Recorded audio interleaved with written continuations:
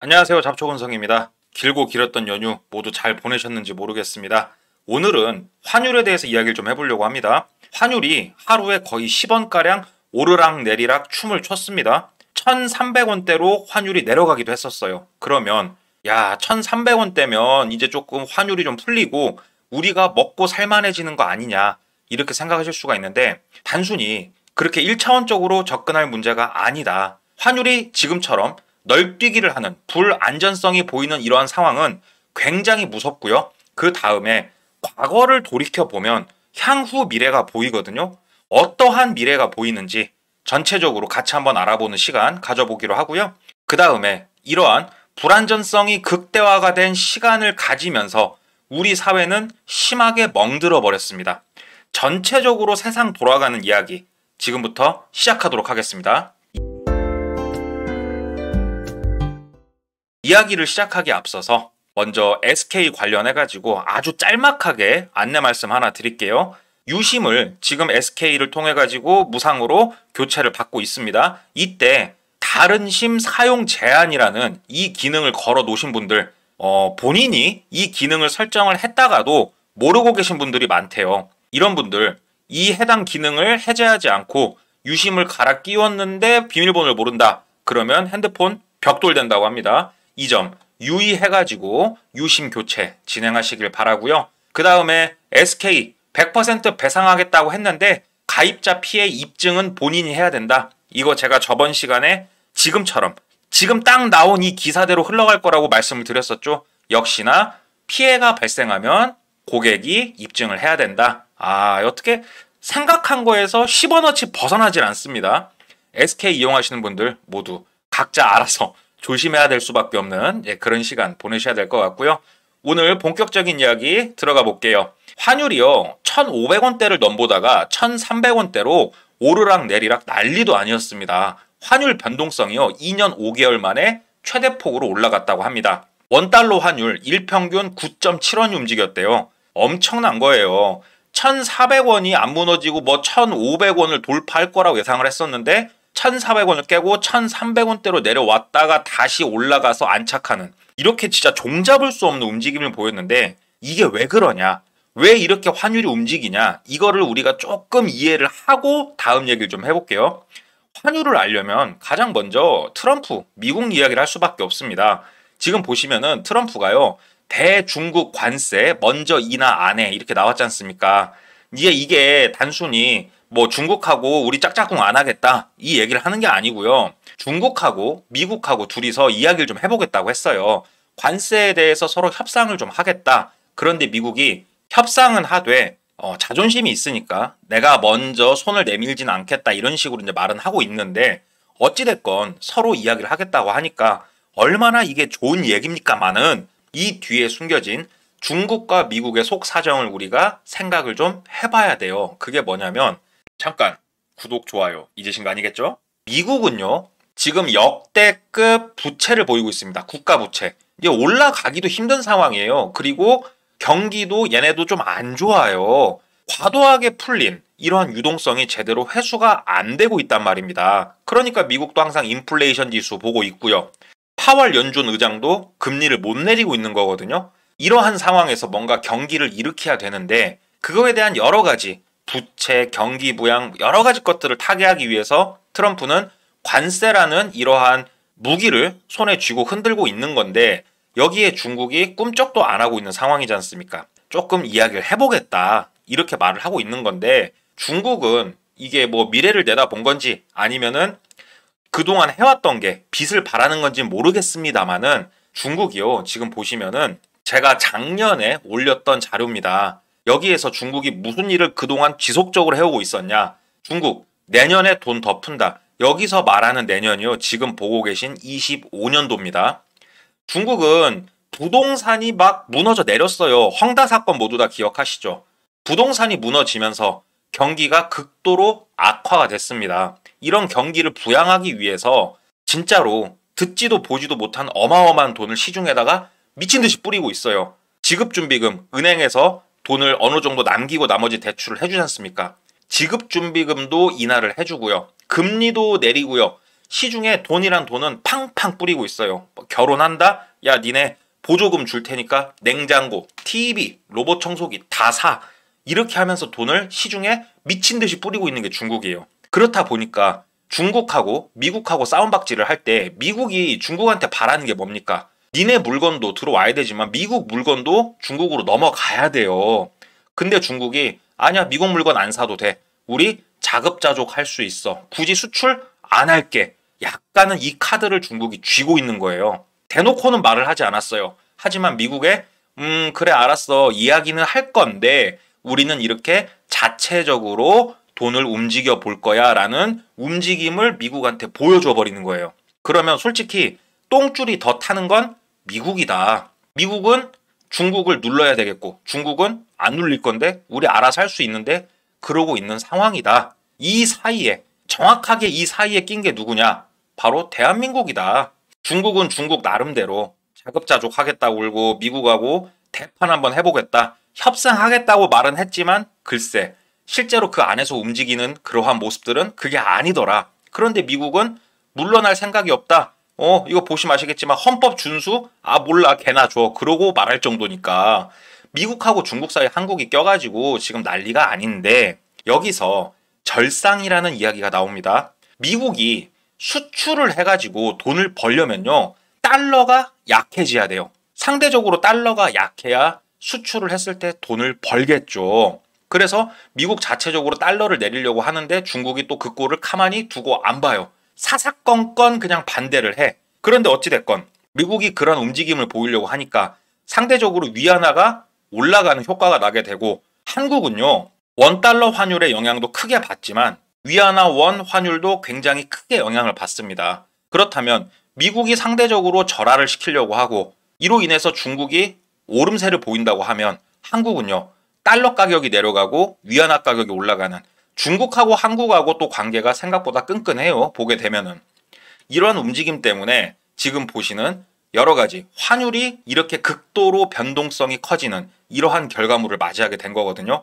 그러면 이게 왜 안 좋냐? 환율이라는 건요. 대한민국 사회 전반에 진짜로 매우 작은 곳까지 영향을 미치는 어마어마한 겁니다. 환율이 올라가건 떨어지건 어찌됐건 피눈물을 흘리는 사람들은 나오기 마련인데 그동안 그렇다면 국가는 어떠한 역할을 해왔냐? 환율이 오를 것 같으면 오름세 때문에 피해보는 사람들을 어느 정도 진정을 시켜주고 환율이 내려갈 때는 올라가야 되는 사람들을 진정시켜주고 이 역할을 국가가 해왔는데 이거는 환율이라는 게요. 어느 정도 예측 범위 내에서 움직여야 된다는 소리예요. 그렇기 때문에 한국은행이 외환보유고라든지 아니면은 뭐 국민연금 등을 동원을 해가지고 이 예측 가능한 범위 내에서 움직일 수 있게끔 조종을 하는 거였습니다. 그런데 지금 보시다시피 환율 변동성이 이렇게 커졌다는 거는 국가가 할 수 있는 능력 범위를 벗어나 버린 거예요. 이렇게 되면 어떻게 되겠습니까?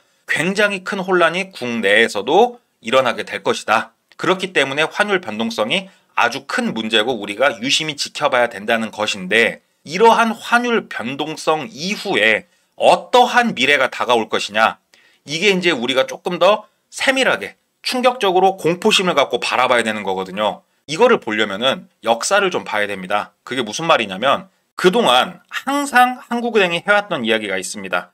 걱정하지 말아라. 우리는 힘이 있다고 얘기를 했죠. 외환보유고를 믿고 항상 해왔던 이야기입니다. 과거에도 그랬고요. 외환보유고가 4천억 달러 붕괴되지 않았습니다. 지금 보고 계신 이 외환보유고 전 세계적으로 봐도요. 굉장히 탑 클래스 있을 정도로 탄탄한 외환보유고를 가지고 있는 게 대한민국이에요. IMF를 겪으면서 시겁했었거든요. 뜨끔했어. 그래가지고 이러한 엄청난 돈을 쌓아놓고는 있는데 이러한 외환보유고만 가지고 단순히 우리가 뭔가 안정을 찾기는 좀 어렵습니다. 그런데도 불구하고 열심히 안정을 찾으려고 그동안 노력을 해왔던 그래프가 그동안의 환율 그래프에서 고스란히 녹아져 나오고 있어요. 그게 무슨 말이냐면 이걸 보십시오. 1986년도부터 최근 5월까지 환율 그래프입니다. 보시게 되면은 지금 여기 삐쭉하니 올라와 있는 첫 번째 상승 그래프가 보일 겁니다. 이때가 모두 다 잘 알고 계시는 IMF였어요. IMF 전에는 환율이 얼마였냐면요. 800원, 900원, 700원 이 안에서 놀고 있었습니다. 그러다가 한번 환율이 쫙 치솟고 나서 제자리를 찾아가나 싶었지만 이 다음부터는 환율이 어느 정도에 안착을 하냐? 1,000원, 900원 이 선에서 어느 정도 안착을 했었어요. 1,000원대에서 움직이고 있었습니다. 그러다가 다시 한번 환율이 크게 올라갔었고 그 다음에는 환율이 1,100원, 1,200원대에 안착을 했었습니다. 우리가 1달러 그러면은 얼마로 대충 계산하시나요? 1,000원, 1,100원 이쯤으로 계산을 하지 않습니까? 지금 이 시기가 굉장히 길었습니다. 그래서 모두의 머릿속에 1달러는 1,000원 내진 1,100원이다. 이 계산이 나오는 건데 그 다음으로 큰 상승장이 왔고 그 다음에 보이는 게 지금 우리가 알고 있는 현재 환율입니다. 그렇다면 현재 환율을 조금 더 키워서 볼게요. 2019년도부터 25년도 현재까지의 그래프인데 보시다시피 지속적으로 상승을 해왔고 조금 빠지긴 했습니다만 이 다음에 어떠한 모습을 보여줄지는 이제 우리가 모두 예측을 할 수가 있습니다. 어떠한 모습을 보여줄 거냐? 한 번 치솟으면 내려와서 저점이 올라가 있죠. 그 다음에 올라가면 저점이 또 올라가 있습니다. 이런 식으로 저점을 높여요. 마지막 저점이 1,100원, 1,200원 선에서 움직이고 있었잖아요. 이번 상승장이 끝나고 난 다음에는 1,200원, 1,300원 내지는 1,300원에서 1,400원 사이에 환율이 안착될 가능성이 크다. 그만큼 우리는 물가가 올라갈 것이고 경쟁력이 떨어질 것이고 원자재 수급이 어려워질 것이고 기업은 어려워질 거다. 이거를 예측을 할 수 있는 환율 그래프라는 겁니다. 이러한 모습은 항상 극도의 환율 불안정성 이후에 안착을 이뤘거든요. 그래서 지금 말하는 환율 불안정성이 굉장히 위험한 거다. 우리가 앞으로도 꽤나 긴 시간 동안 고통의 시간을 감내해야 될 것 같다. 이 말씀을 드리고 싶었던 거고 이러한 변동폭이 큰 이러한 시간 속에 있다 보니까 대한민국 사회는 멍들다 못해 찢어져 나가버렸습니다. 지금 최신 나오는 뉴스들을 좀 살펴보면요. 아주 가관이에요. 먼저 주식을 바라보겠습니다. 공매도를 재개한 지 한 달이 됐다. 공매도가 뭔지 이런 것들은 제가 일전 영상에서 설명을 드렸나 모르겠습니다만은 공매도는요. 쉽게 얘기해서 주식이 내려가면 돈을 번다 이렇게 생각하시면 되고 공매도를 치는 것들은 주로 개인이 아닌 기관에서 많이 하게 됩니다. 기관, 특히 외인들이 공매도를 많이 해요. 그러면 외인들이 들어올 거 아니에요. 공매도를 재개했으면. 하지만 외국인은 돌아오지 않았다. 한국 시장에 더 이상 매력을 느끼지 못한다. 이렇게 생각할 수가 있죠. 안 좋은 시그널이에요. 이렇게 공매도를 재개했는데도 외인들이 안 들어오고 나가고 있다는 거는 주식시장 그래가지고 2,559원 선에서 지금 머물러 있는 상황입니다. 이게 많은 분들이 그럴 거예요. 지금 코스피도 그런데 낮은 게 아니다. 과거 코스피를 한번 비교해봐라. 그래서 과거 코스피를 쭉 봤어요. 지금이 이 정도 위치에 와 있는 건데 물론 과거하고 비교해보면 상당히 높은 위치에 있는 게 맞습니다만 이걸 아셔야죠. 현재 보고 계시는 환율과 코스피는 국민연금에서 수조 원의 돈을 끌어다가 틀어막은 결과물이 현재 코스피고 현재 환율이라는 거 이거를 조금 염두에 두셔야 됩니다. 만약에 국민들의 돈을 가져다가 이렇게 무제한으로 돈을 풀지 않았으면 현재 코스피는 이쯤 있을 수도 있어요. 아니면 이쯤 있을 수도 있고 그렇기 때문에 현재 보이는 그대로 코스피를 믿어서는 안 된다. 주식시장도 굉장히 어려운 상황이고 환율이 이렇게 높고 주식은 바닥을 찍고 이런 상황이 지속되다 보니까 당연히 물가는 오르죠. 물가 한번 보십시오. 물가 관련된 뉴스는 하루가 멀다고 계속 나옵니다. 둘이서 삼겹살을 사 먹었더니 10만 원 이제 나오더라. 좀 많이 드시는 분인 것 같긴 한데 이게 단순히 삼겹살 이야기를 하려고 하는 건 아니고요. 어떤 걸 봐야 되냐. 4월 소비자 물가가 4달 연속 2%대 상승률을 이어갔다. 이게 매달 2%대 물가 상승률을 이어갔다고 해요. 그런데 제 뉴스를 쭉 보신 분들은 아시겠죠. 대한민국 경제 성장률이 얼마로 예측이 되냐? 1% 정도로 예측이 된다. 그러면 이렇게 물가만 올라가고 경제 성장률은 바닥이면 이거 보고 뭐라고 하죠? 경기 침체라고 합니다. 경기 침체가 가시화가 됐고 국민들 생활 속에 파고들었다. 이렇게 물가가 올라가고 경기 침체가 지속이 되게 되면 장사하는 자영업자들은 버텨요, 못 버텨요? 못 버티죠? 그래서 빚으로 버티는 자영업자 신용불량 1년 새 29% 폭증이 그래서 같이 따라서 나오는 겁니다.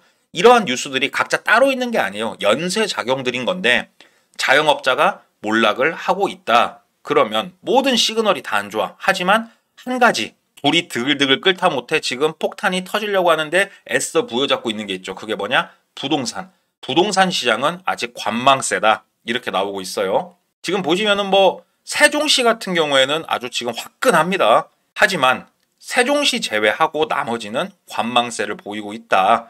이게 말이 좋아 관망세지 여력이 현재 없다라는 거예요. 특히 지방은 난리 났죠.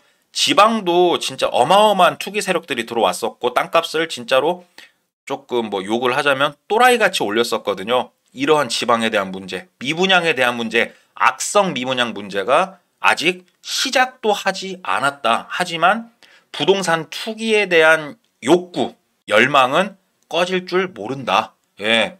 하지만 이러한 부동산 욕구는 다 좋지만 결국엔 전세금에 대한 문제 계속 터져 나올 거고 이것도 아직 시작도 안 했다. 왜 그러냐? 대한민국이 미쳐가지고 집값이 오를 때 이때 이제 전세로 계약해서 들어간 사람들 4년을 총 살지 않습니까? 이 사람들에 대한 문제가 아직 제대로 다 터져 나오질 않은 상황이다. 그러한 상황에서도 전세 사기에 대한 공포가 확산되고 있으니 이 문제도 굉장히 심각하게 조만간에 터져 나오기 시작할 거다. 이렇게 생각하시면 될 것 같고요. 자, 부동산 문제 심각합니다. 그 다음에 자영업자 문제 심각합니다. 그 다음으로 환율에 대한 문제, 주식에 대한 문제 전부 다 심각하다 못해 진짜 지옥 불구덩이 속에 있는 것 같은데 그렇다면 이러한 모든 사건을 어느 정도 해결을 하고 미래를 만들어 가야 될 젊은이들에 대한 이러한 이야기 이게 이제 조금 미치고 환장을 하는 거예요. 그게 뭐냐면 실업률 안정적이라고 하는데 실업률은요 이거 정말 잘 보셔야 되는데 일할 의사가 있는 내가 일하고자 하는 사람을 대상으로 측정되는 지표입니다. 나 놀고 싶어. 지금은 쉬고 싶어. 일하기 싫어. 이 사람들은 측정 지표에 포함되질 않아요. 그렇기 때문에 실업률이 안정적이라고 이야기를 하고 있는데 안정적이지가 않습니다. 쉬고자 하는 청년은 증가를 하고 있습니다. 애초에 일할 의사가 없는 청년들이 증가를 하고 있어요. 왜 그래? 일을 해봤자 집 한 채를 못 사. 내가 원하는 삶을 살 수가 없어. 물가 자체도 너무 높고 본인들 스스로가 살고자 하는 이러한 인생 레벨이 너무 높아요. 그러다 보니까 서로 간의 입장 차이가 나오게 되는데 그거를 극명하게 볼 수 있는 뉴스가 이거였습니다. 현재 처음으로 취직하고자 하는 사회 초년생들이 원하는 초봉이 4,140만 원 정도라고 합니다. 이게 월급으로 따지면은 이것저것 차감하고 300만 원 정도 돼요. 이거에 대해서 기업하고 구직자하고 입장 차이가 극명하게 나는 거예요. 구직자는 어떤 이야기를 하는 거냐? 300은 받아야 저축도 좀 하고 자동차도 좀 사고 연애도 좀 하고 결혼도 하고 사람답게 살 거 아니냐. 300 가지고 이거 터무니없는 금액이다. 돈이 엄청 많이 든다. 물가 자체가 높다. 이렇게 이야기를 하고 있고 기업은 돈 벌기가 힘든데 니들한테 우리가 300을 준다고? 야 니네 할 줄 아는 게 뭔데? 아니 니네 경력이 있어 뭐가 있어? 니들한테 우리가 300을 왜 줘야 되는데? 이 얘기를 기업들이 하는 거예요. 그래서 나오는 뉴스가 뭐죠? 신입은 안 뽑는다. 경력자만 뽑는다. 그래서 그 얘기가 나오는 겁니다. 청년들이 사회 초년생들이 갈 곳이 점점 더 없어진다. 아니 사회 초년생이 한 달에 210만 원 받는다 쳐보십시오. 이 사람들 아이고 뭐 아파트를 사고 꿈도 못 꿔요. 이러한 양극화가 심해지는 사회 구도가 다가왔고 이러한 행태가 점점 더 가속화되고 있다. 이게 현재 대한민국의 상황입니다. 뭐 하나 쉬운 게 없어요 지금. 진짜로 지옥 불구덩이 속에 있는 느낌이 드는 그러한 시기인데 정리를 해보자면 역대급 변동폭을 보이는 환율이죠. 이러한 불확실성은 대한민국에 아주 안 좋은 악영향을 끼칠 거고 이러한 불확실성 다음에 나오는 건 뭐냐? 과거 대비 상향된 환율로 고착이 될 것 같다. 예전에는 800원이었던 환율, 그 다음에는 1100원, 그 다음에는 1300원에서 환율이 안착이 될 것 같다. 이 생각을 좀 하셔야 될 것 같고 고환율이 지속되면서 모든 물가가 다 올라갔죠. 경제 성장률은 바닥이기 때문에 물가 상승률을 따라잡질 못하고 있습니다. 이렇게 되면은 경기 침체가 지속이 되는 거죠. 장기화되는 거게 됩니다. 이런 상황 속에 있다 보니까 자영업자는 몰락을 했고요. 기업 지표도 전부 다 너무너무 안 좋습니다. 이러한 상황 속에서 부동산은 자기 혼자 투기 세력이 지금 드글드글 끓고 있는데 뭐 어디로 가야 될지 잘 모르니까 다들 숨죽여 있을 뿐인 그러한 모습이고, 전세 사기, 이게 이제 고의적인 전세 사기든 아니면은 미필적, 내가 뭐 고의적으로 하지 않았지만 집값이 빠지다 보니까 돈을 못 주게 되는 이러한 여러 가지 전세금에 관련된 문제는 아직 시작하지도 않았다. 부동산 문제, 이거 정말로 심각합니다. 하루아침에 끝날 문제도 아니고, 미래를 만들어가야 될 구직자들, 사회초년생들, 기업하고 입장 차이는 점점 더 커질 겁니다. 어떻습니까? 문제가 아주 크고 하루아침에 끝날 문제가 아니다. 그렇다면 1차적으로 우리가 봐야 될 거는 환율을 조금 유심히 보도록 하고, 부동산 문제라든가 이런 것도 우리가 조금은 항상 뉴스를 바라보면서 생각을 해야 된다. 지금 보시는 이 모든 내용이 각자 움직이는 게 아니더라. 서로 얽혀서 움직이는 복합적인 유기체처럼 움직이는 사회적인 움직임이더라. 이거를 좀 아셔야 됩니다. 이러한 움직임이 어떻게 움직이고 미래에 어떻게 될 거고 어떤 위험성이 있는지, 이런 것들을 조금 더 내가 고민을 좀 많이 해봐야겠다. 같이 고민해봐야겠다. 그러면은 답이 뭐가 있죠? 잡초근성 이슈 라디오를 같이 들으시면 된다. 그리고 답글로 서로의 이야기를 소통을 하면 된다. 이렇게 말씀을 드리면서 오늘 영상 마치도록 하고요. 오늘 이야기가 유익했다면 구독, 좋아요 부탁드리고요. 아래 보이는 메일 주소로 여러분 일상의 많은 이야기 제보 부탁드리도록 하겠습니다. 저는 잘 준비해서 다음 시간에 찾아뵙기로 하고요. 이상 잡초근성이었습니다. 감사합니다.